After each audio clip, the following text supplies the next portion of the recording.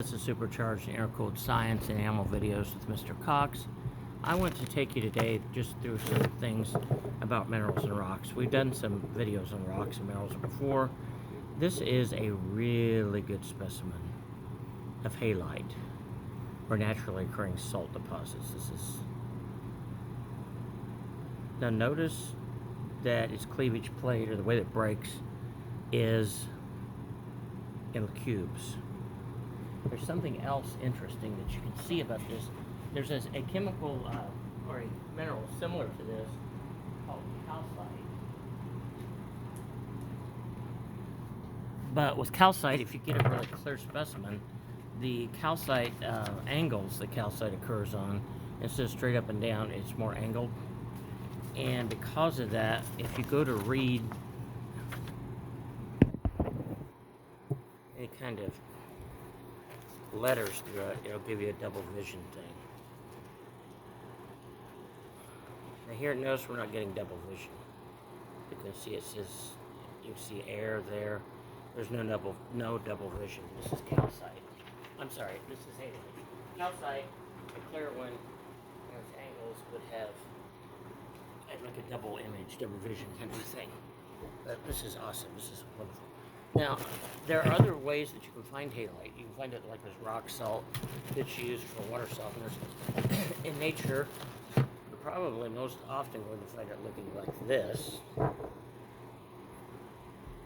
But this is very pure halite. Very nice looking cube. This is calcite. Again, I've seen some calcites that are very clear that you can read through, but it does the double vision thing. But this is calcite. This is halite.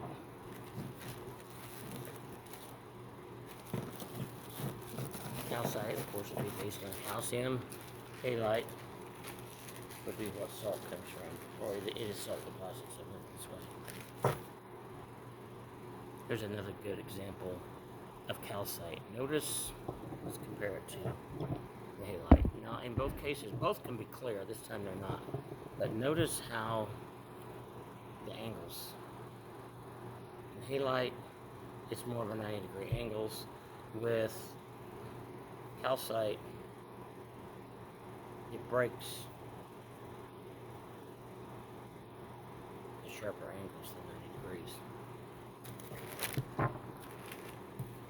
Here's another interesting one. This would be Muscovite. This was actually used by pioneers in some places at some stages to make windows for their log cabins and houses because they didn't have glass. And this will let light come through it, but it's just not very clear. It peels off.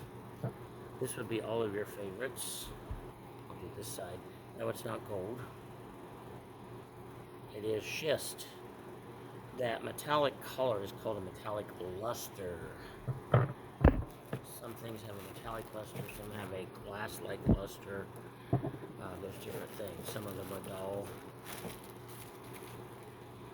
So I'm not going to go over all this because we did this before and some other videos, but I had some really good examples here where I'm at, and so I wanted to share these with you.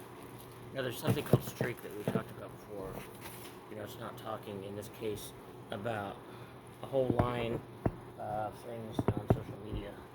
It can be that to you, but that's not what we're talking about. And back in the day, it used to be something else altogether. But this is, if you take a streak plate, does it leave a mark behind? If it's soft, it's going to tend to leave a mark behind. This is graphite. This is what we call pencil lead is made out of. It's not lead anymore. They quit using lead a long time ago because lead's dangerous to biological systems, to humans and animals and things. But this is graphite, so you can see, you can write with it just like a pencil if you do it right. This also is not graphite. This is like a slate. This has some streak to it.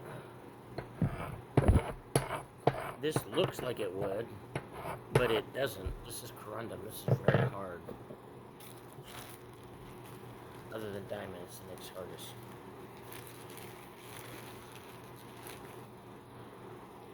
this would be calcite again.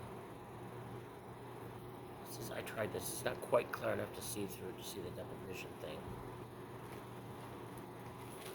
So I'm not going to go over each thing because we've done that in other videos.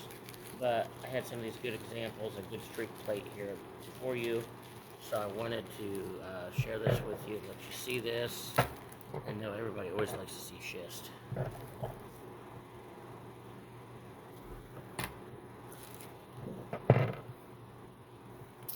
I'll catch you in another video, Mr. Cox.